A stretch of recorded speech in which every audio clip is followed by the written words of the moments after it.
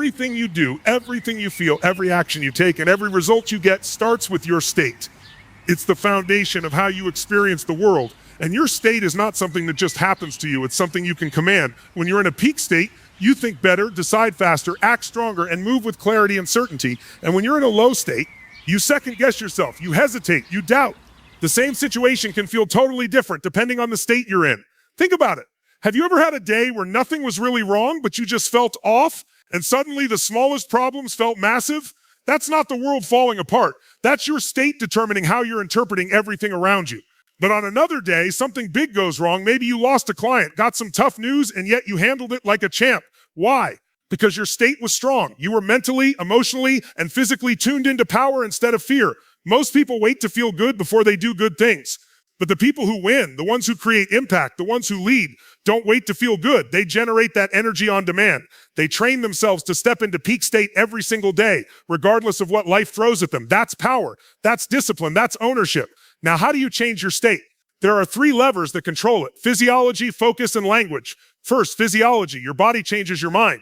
When you stand tall, when you move with energy, when you breathe deep, you literally send different signals to your brain. You're telling it, I'm alive, I'm ready, I'm powerful. Get your heart pumping, move with intensity. If you're slouched over, breathing shallow, and dragging your feet, guess what kind of mental state you'll be in? Weak, slow, foggy. But the moment you jump, stretch, breathe like a lion, and carry yourself like a warrior, your entire experience of life shifts. It's not just a motivational trick, it's science, and it's a choice. Second, focus. Whatever you focus on, you feel. Focus on problems, and you'll feel overwhelmed. Focus on possibilities, and you'll feel empowered. Focus on what's missing, and you'll live in scarcity. Focus on what's working, and you'll access abundance. Right now, ask yourself, what am I focusing on? And is that focus giving me power or taking it away? You can train your brain to find strength in every situation, but only if you direct it there deliberately.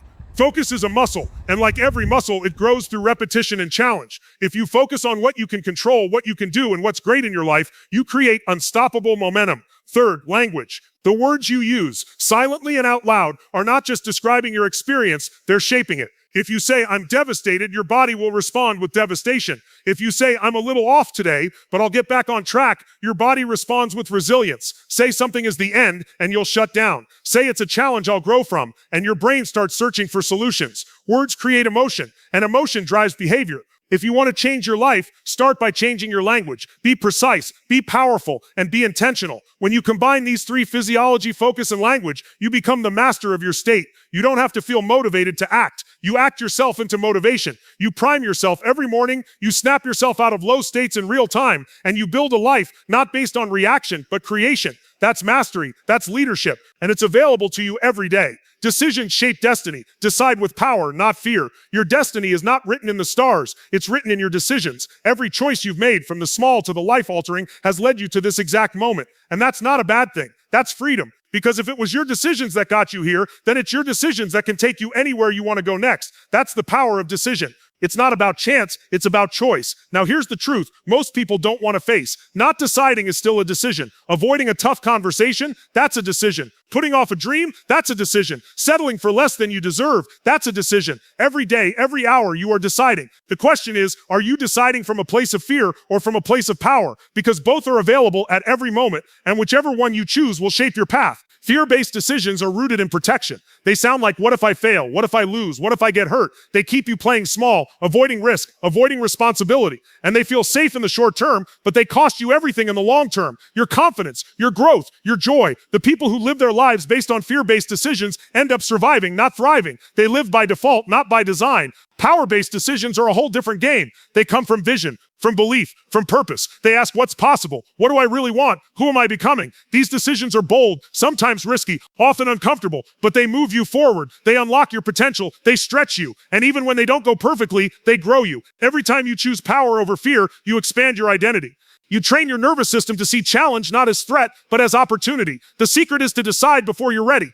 Most people wait for certainty, for a sign, for perfect timing. But leaders don't wait. They decide, and then they make that decision right. They commit, they adjust, they course correct, but they move. That's the only way to create momentum. And momentum is what turns decisions into destiny. You want to change your life? Make a powerful decision today. Burn the boats, cut off the escape route, go all in. Decide that you will no longer tolerate the habits, thoughts, or behaviors that keep you stuck. Decide that you are worth more, capable of more, meant for more, and then align every action, every breath, every ounce of energy with that decision. Your brain is always trying to keep you safe, but your soul is trying to make you great. Which one are you listening to? The brain says be careful, the soul says be courageous. And the more you listen to your soul, the more you decide with power, not fear, the more alive you become. You're not going to drift your way into greatness. You're not going to stumble into a fulfilled life. You've got to decide your way into it. Decide who you want to be. Decide what you will no longer settle for. Decide that your story is not over. It's just getting started. Every moment is a fork in the road. And when you decide from power, you shape a destiny that reflects your highest self. Where focus goes, energy flows. Direct it with purpose. Whatever you choose to focus on in any given moment determines how you feel, how you act, and what kind of results you produce. Most people think they're reacting to life, but the truth is they're reacting to their focus, what they choose to pay attention to. Two people can experience the exact same situation and walk away with totally different outcomes. Why? Because they focused on different aspects of the same reality. One focused on what was wrong and the other focused on what they could do about it. Focus is a filter. It tells your brain what's important. If you focus on problems, your brain finds more problems. If you focus on opportunity, your brain becomes a magnet for solutions. You can train your focus like you train your body. You can condition it to search for the empowering meaning, the hidden advantage, the lesson in the setback. But it takes intention. If you don't direct your focus, the world will do it for you through media, through fear, through the noise of everyone else's agenda. When you live reactively, you focus on what's urgent instead of what's important. You focus on what others think instead of who you want to become. You focus on the short-term discomfort instead of the long-term outcome. That's how dreams die. Not because they're impossible, but because people never sustain their focus long enough to bring them to life. Energy flows where your attention goes. So if your attention is scattered, your energy will be weak. If your attention is locked in, your energy becomes a laser beam. Ask yourself right now, what am I focused on today? Is it empowering me or draining me? Am I focused on what I can control or on what's outside my influence? This is not about ignoring reality. This is about choosing how you engage with it, because focus is choice, and that choice determines the direction of your life. Progress equals happiness. Grow or die. We are hardwired for growth. It doesn't matter how much you've achieved, how much you've accumulated, or how much you've overcome. If you're not growing, something inside you starts to shrink. People think they want comfort, but what they really want is progress, because comfort without progress turns into boredom, and boredom turns into frustration, and frustration slowly rots into helplessness. But when you're making progress, even if it's small, you feel alive. Progress can come in many forms. Learning something new, getting stronger, taking a small step toward a bigger goal, facing a fear you used to avoid, even failing forward when you know you've grown from it is progress. And that's what creates real happiness. Not a fake smile, not momentary pleasure, but deep lasting fulfillment. You can't fake growth. It requires stretch. It requires effort. It requires discomfort. And that's why most people avoid it. They settle into routines that are predictable but stale. They choose familiarity over expansion. But what they don't realize is that staying the same is not neutral. It's moving backward, because the world doesn't stop moving. You're either climbing or sliding. Progress doesn't have to be massive, but it has to be consistent. One page in a book, one workout, one powerful conversation. Stack those daily and you build momentum. You build self-respect. You build identity. And when progress becomes your standard, not perfection, but progress, you create a life that's rich in meaning and driven by growth. Your body is the fastest gateway to changing your internal world. Most people think their emotions drive their actions, but the opposite is just as true. Your actions, especially physical ones, can instantly shift your emotional state. If you sit still, breathe shallow, and move sluggishly, your mind will follow that cue. You'll feel tired, dull, and low energy. But the second you move with intention, stand tall, breathe deeply, walk with purpose, your nervous system gets a different message. It's time to activate. Your body becomes a switch for power. The physiology of confidence, of certainty, of energy is something you can create on demand. Watch how athletes warm up before a game. Watch how top performers enter a stage. They use movement to spark intensity. That's not a coincidence, it's strategy.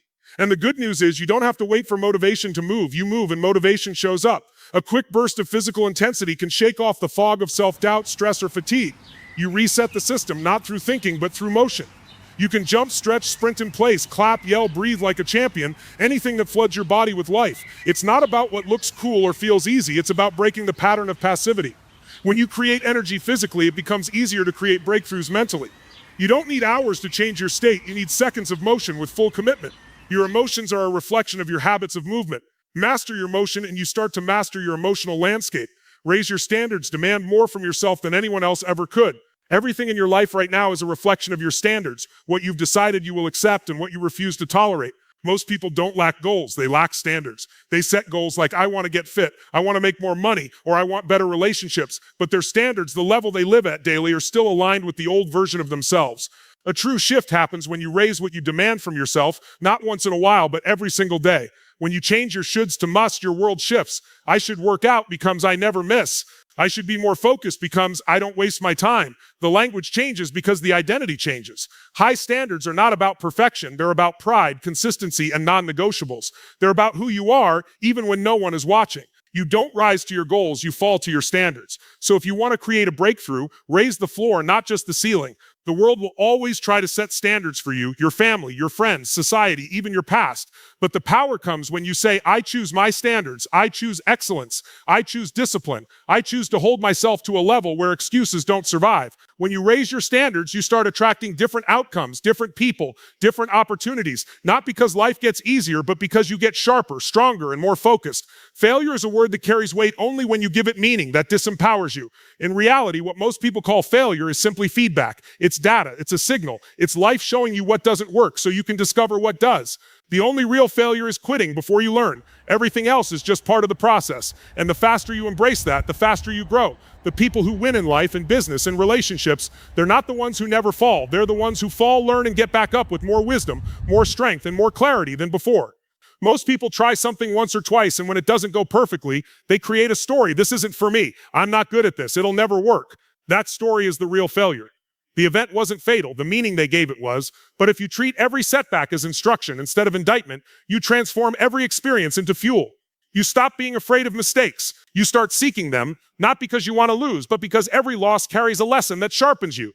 Feedback is the breakfast of champions. When something doesn't work, your job is to ask better questions. What did I miss? What can I adjust? What pattern keeps repeating? What am I avoiding? And then act. Don't just reflect, respond. Learning isn't passive, it's active, it's applied. And the faster you apply the feedback, the quicker you build momentum. Most breakthroughs don't come from doing new things. They come from doing the same thing a little smarter, a little faster, a little more aligned. The people who rise aren't the ones who avoid failure. They're the ones who become skilled at using it. They don't fear the fall because they've trained themselves to rise faster every time. They know resilience is not a trait, it's a practice. It's built through feedback, repetition, and a relentless drive to evolve. Success leaves clues. Model what works and make it your own. There's no reason to reinvent the wheel when someone out there has already walked the path you're trying to take. If someone has achieved what you want, whether in health, wealth, leadership, or relationships, they've left behind clues, patterns, processes, strategies. Instead of guessing your way through life, you can model what works. Find the people who've done it well and study them. How do they think? What do they prioritize? What do they say no to? What habits do they live by? Success is not random, it's repeatable. Modeling is not copying. It's not imitation, it's extraction. You pull out the principles, the structures, the mental frameworks that drive results. Then you adapt them to your personality, your values, your context. You don't need to become someone else. You need to take what works from others and make it your own. That's how you compress decades into days.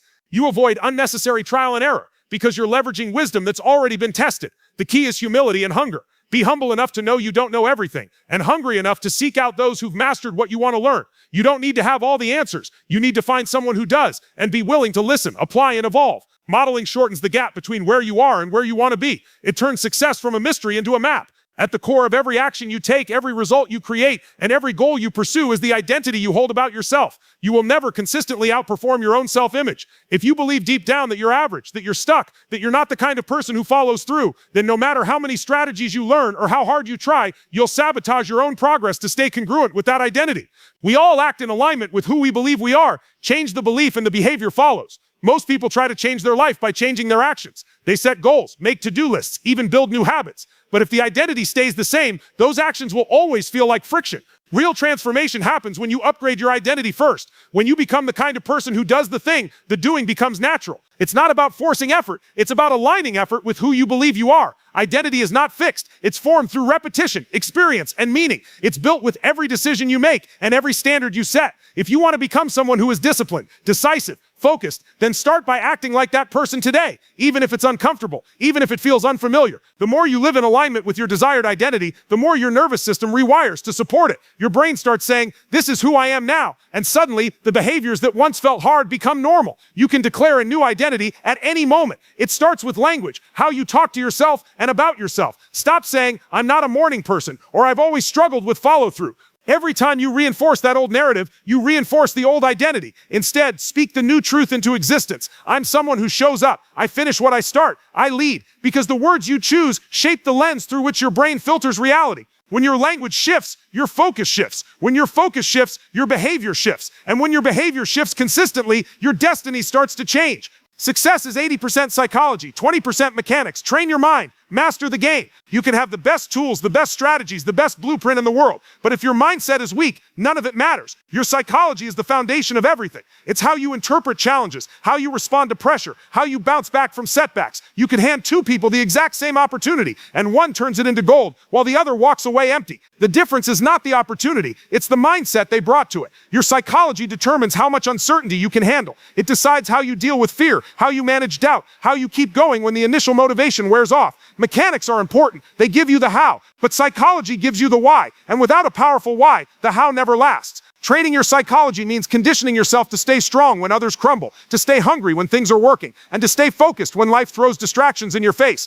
This kind of mental strength isn't something you're born with. It's something you build. You build it through rituals, through questions, through what you feed your mind every single day. You train it by catching the limiting beliefs the moment they show up and replacing them with truth. You train it by putting yourself in uncomfortable situations that force growth. Every challenge becomes a workout for your inner world. And just like muscles, your mental resilience grows with resistance. Mastering psychology doesn't mean you never feel fear or stress. It means you don't let those emotions control your behavior. You learn to shift state, to reframe failure, to focus on what you can control. You take command of your focus, your language, your energy, and your emotional patterns. And when that inner world becomes unshakable, there is no obstacle you cannot outlast, no goal you cannot pursue with relentless intensity. The mind is the ultimate battlefield, and when you win there, everything else follows. So now you've heard the truth, the unstoppable mindset. It's not a gift, it's not something reserved for the lucky few. It's not in your DNA, it's a decision. It's a daily commitment to show up, to grow, to push beyond what's comfortable and step into what's possible. Every principle you've just heard isn't theory, it's a call to action. It's a mirror, it's a challenge to stop playing at the level of what's familiar and start playing at the level of what you're capable of. Because deep down you already know you were made for more.